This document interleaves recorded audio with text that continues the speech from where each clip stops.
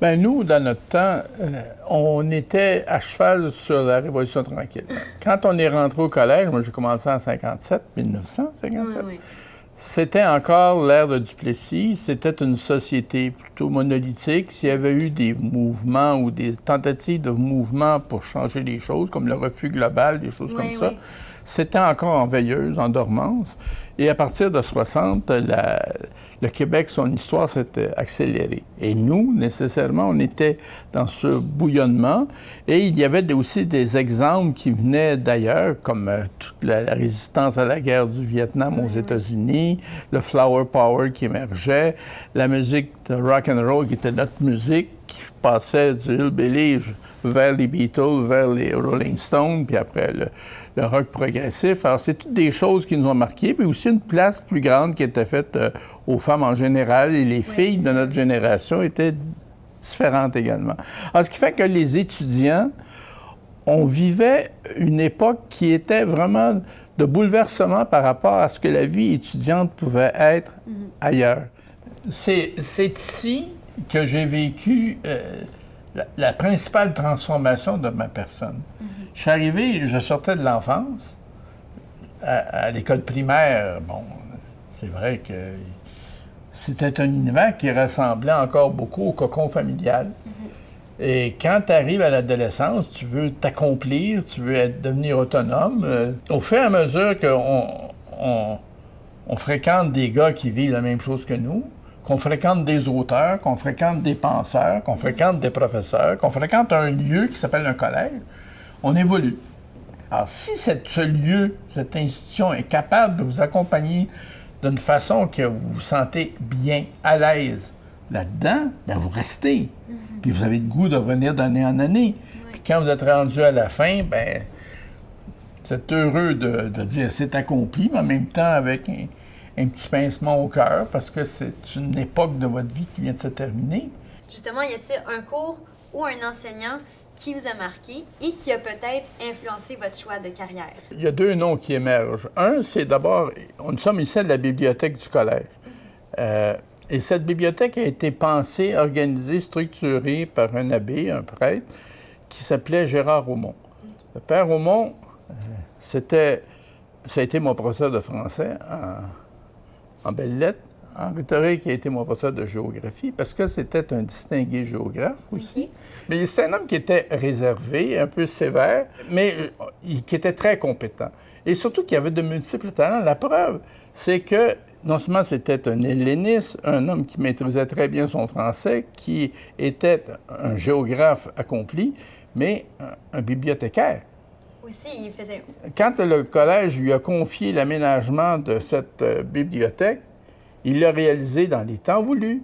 Il l'a réalisé avec le budget qu'on lui a donné. Puis quand on est rentré là-dedans, tout était correct. Et l'autre que j'ai retenu aussi, c'était l'abbé de Longchamp. L'abbé de Longchamp, c'était notre professeur de français. Je me souviens qu'on l'avait eu en méthode, donc l'équivalent de la 10e année. Et là, c'était les lettres de Montmoulin. C'était Daudet. Et il nous faisait, dans la classe, il amenait son tourne-disque. Puis là, c'était les lettres de Montmoulin récitées par Fernandel, qui était méridional. Ce qu'on lisait, on l'entendait. L'imagination était à son comble. Et il allait tous les étés en Provence, il ramenait des souvenirs, des choses qu'il nous présentait, et sa connaissance. Il était passionné. Justement, bien, vous faisiez du théâtre, donc c'est quoi les expériences que vous en retirez de ces expériences-là? Bien, c'est parce que le théâtre qu'on faisait était nécessairement marqué par le fait qu'on était un collège de garçons. On avait une troupe de théâtre, et selon les profs, mettons, quand on était en réto, je me souviens, on avait un professeur qui était très orienté sur le théâtre moderne. Mais quand on venait à monter Molière, le bourgeois gentilhomme, ou des pièces où il y avait des dames... Des rôles féminins, oui. Oui. Alors, c'était des gars, puis naturellement, ben, tu sais, on prenait les gars qui avaient les jambes les plus poilues pour faire les jeunes filles. Alors là, on ne faisait plus vraiment du Molière, on faisait du vaudeville.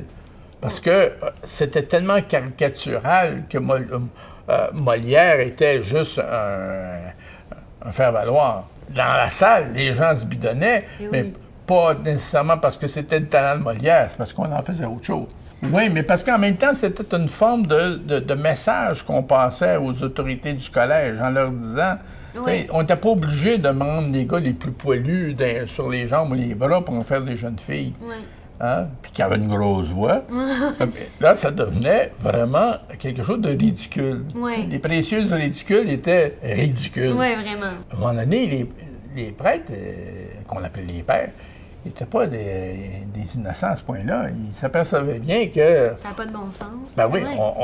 on faisait de la satire. Mais oui. Puis là, après, le message qu'on leur passait, on allait les voir. Ben voyons, père, on ne peut plus rester à faire jouer des rôles de gars par des filles, des rôles de filles par des gars. Ouais. Voyons donc, vous voyez les résultats que ça donne. C'est n'importe quoi, tu sais. Ben oui. Alors, on défigure Molière, on défigure Feydeau, etc.